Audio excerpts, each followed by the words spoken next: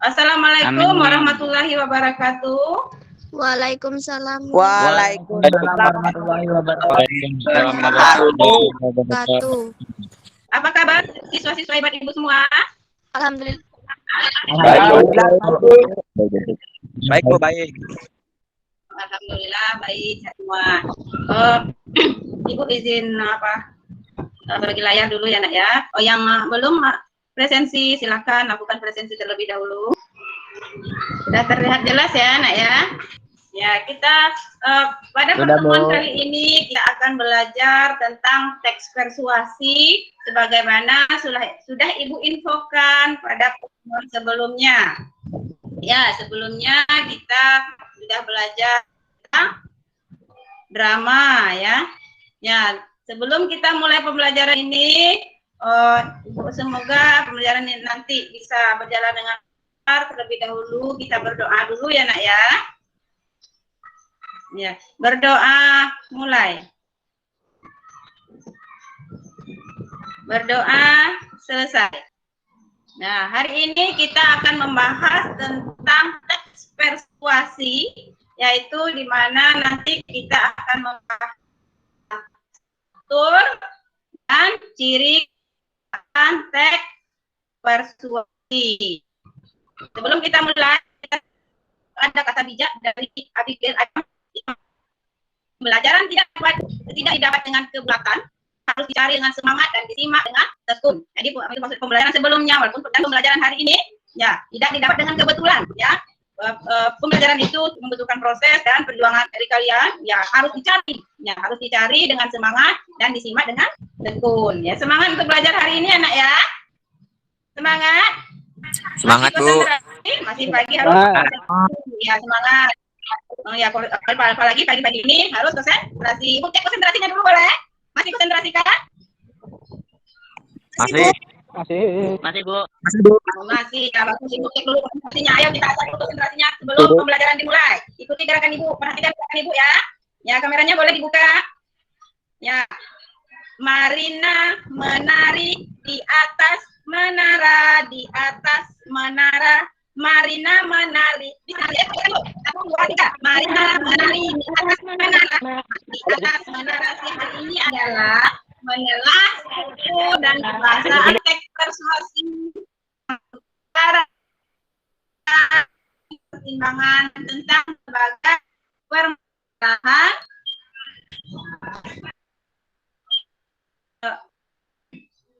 dan berbagai permasalahan aktual, yaitu di lingkungan hidup, kondisi sosial, dan atau keragaman budaya dan lain-lain dari berbagai sumber yang didengar dan dibaca.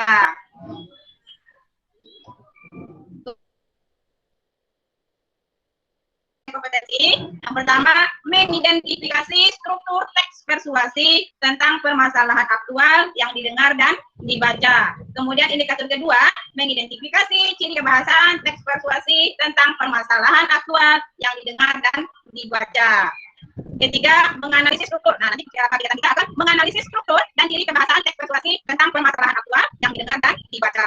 Kemudian tujuan pembelajaran. Jadi setelah kita belajar nanti, kamu diharapkan mencapai tujuan ini ya. Peserta didik melalui kegiatan pembelajaran quantum teaching learning mampu. Jadi kita dituntut nanti untuk mampu mengidentifikasi, menganalisis struktur dan ciri kebahasaan teks persuasi tentang permasalahan aktual yang didengar dan dibaca serta menjunjung nilai religius, cermat, kerjasama, tanggung jawab, dan percaya diri. Nah, sebelum kita lanjutkan ke materi berikutnya, mari kita simak video berikut ini. Ya, video ini juga sudah Ibu kirimkan di Google Classroom kamu ya.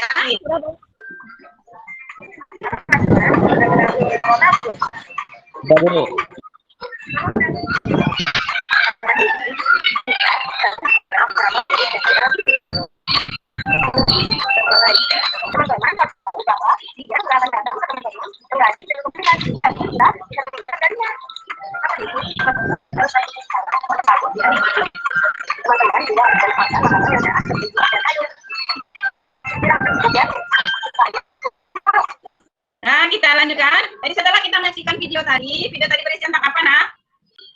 Berarti tentang virus corona, Bu. Ya, tentang virus corona. Ya, Tentang virus corona. Jadi apa kita simpulkan? dari video ini, dari video yang sudah kita saksikan tadi, sudah disebutkan teman-teman bahwa video itu menayangkan ya anjuran untuk ya usaha kita supaya terhindar dari COVID-19. Dengar suara Ibu Lulu. Apa yang dimaksud dengan teks persuasi? Sudah baca buku di mana? Teks persuasi teks yang isinya berupa Ya. ajakan atau pembacanya melakukan atau mengikuti apa yang penulis ungkapkan di dalam teks. Itu menurut Kementerian Pendidikan dan Kebudayaan adalah teks yang berisi ajakan atau puji. Bisa baca-baca lagi. Jika nanti seandainya ada penjelasan buku kurang jelas, bisa kirimkan di Google Classroom kamu. Nah, kemudian kita lanjutkan ke struktur teks persuasi. Bahwa struktur teks persuasi itu ada 4. Yang pengenalan isu. Pengenalan isu maksudnya ada pengantar atau penyampaian masalah menjadi dasar penulisan teks persuasi itu. Jadi tadi isunya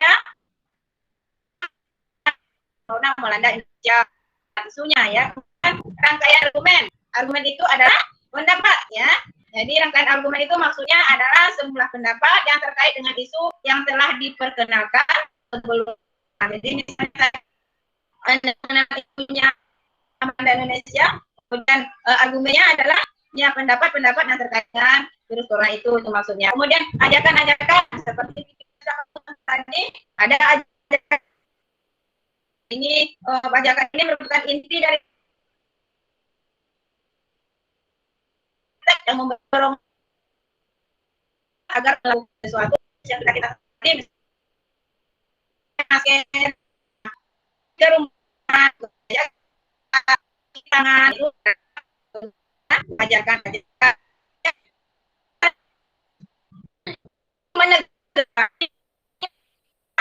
ajakan sebelumnya sudah dipaparkan, dimengerjakan kembali. Aku ajakan tadi ya. Kemudian dari struktur teks persuasi ini juga sudah diberitahukan di kemudian bahasa. Sebelum kita lanjutkan tanya, ada pertanyaan? Ada pertanyaan? Tidak. Nah, kalau tidak kita lanjutkan ke aspek kebahasaan teks persuasi. Aspek kebahasaan teks persuasi. Yang pertama itu ada namanya bujukan, ajakan, ya seperti kata mari, ayo, lakukan, hindari, baiknya, seharusnya, jangan dan lain-lain. Kemudian pendapat atau opini adalah kalimat opini atau pendapat yang dikemukakan oleh satu individu tertentu. Ya, kemudian fakta. Nih, dan untuk mengajak orang kita harus sesuai dengan fakta. Yang keempat, konjungsi. Ya, adalah kata penghubung yang sering yang dipakai dalam teks persuasi seperti kata agar, supaya, untuk, hingga, maka, sehingga, sampai-sampai, dan lainnya. Ada pertanyaan mengenai aspek kebahasaan teks persuasi? Contoh teks persuasi. Ya, waspada bencana alam di kawasan cincin api.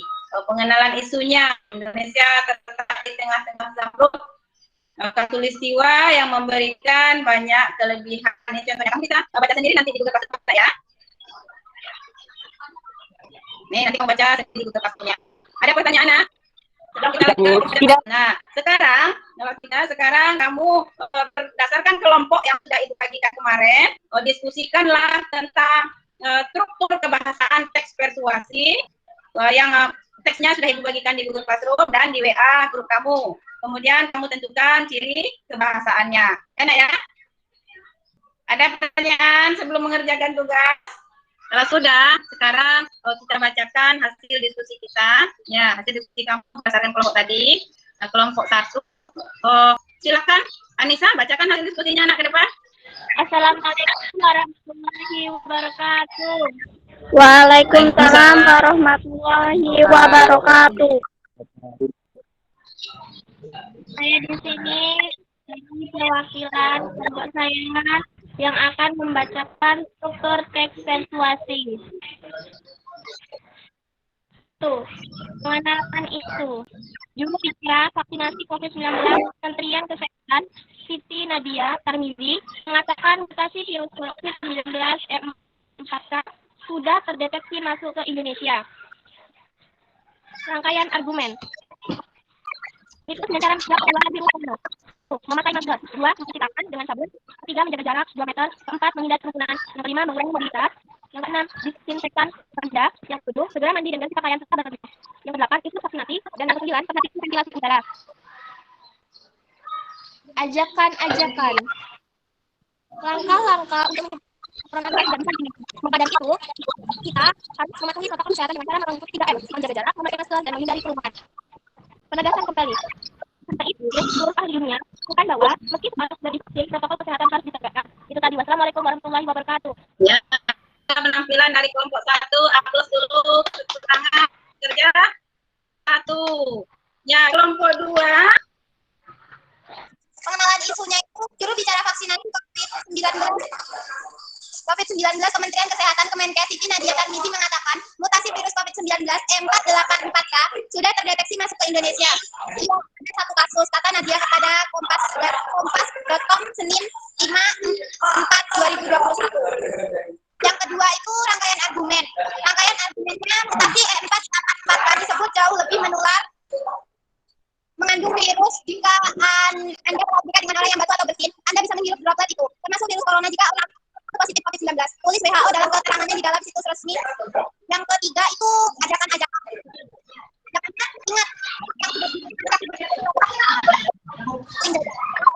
fungsi itu mari, ingat, ayo, dan mulai. Terima kasih. Ya, bagus. Tangan untuk kelompok 2. Jadi sudah dibacakan hasil kelompoknya. Nah, dari hasil kelompok itu sudah ada 2 pendapat tentang struktur dan ciri kebahasaan teks persuasi pada teks yang berjudul virus corona mutasi. Ini 9 cara untuk mengatasinya. Ya, bisa menyimpulkan hasil diskusinya, menyimpulkan ciri kebahasaan dan struktur teks persuasi pada teks yang sudah Ibu bagikan tadi. Kesimpulannya adalah anjuran untuk menghindari kerumunan dan jangan lupa membawa alat kebersihan dan jaga jarak antar lain. Ya, bagus. Tepuk tangan dulu untuk Chandra. Ya, terima kasih.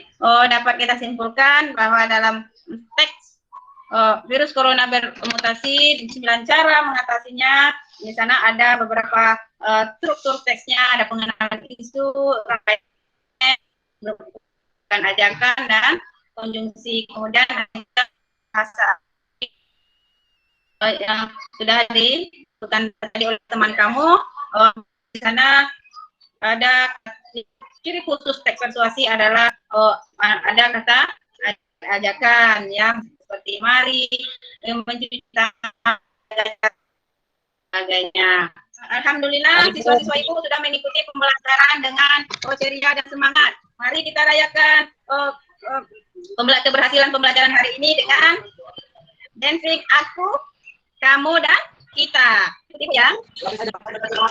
Tangannya di sini, ayo. Tangannya di sini. Nah, tadi nanti caranya seperti ini. Aku sudah mengikuti pembelajaran ini yang lebih bagus dengan semangat. Minggu depan akan membahas masih dalam materi teks persuasi, ya. Tapi minggu depan kita akan belajar menulis teks persuasi. Enak ya? Ya, untuk pertemuan hari ini Ibu cukupkan dulu sampai di sini. Sebelum Ibu tutup, ada pertanyaan atau untuk pembelajaran berikutnya ada pertanyaan? Tidak, Bu. Tidak, Bu. Sudah tidak ada pertanyaan. Pertemuan hari ini Ibu cukupkan dulu sampai di sini.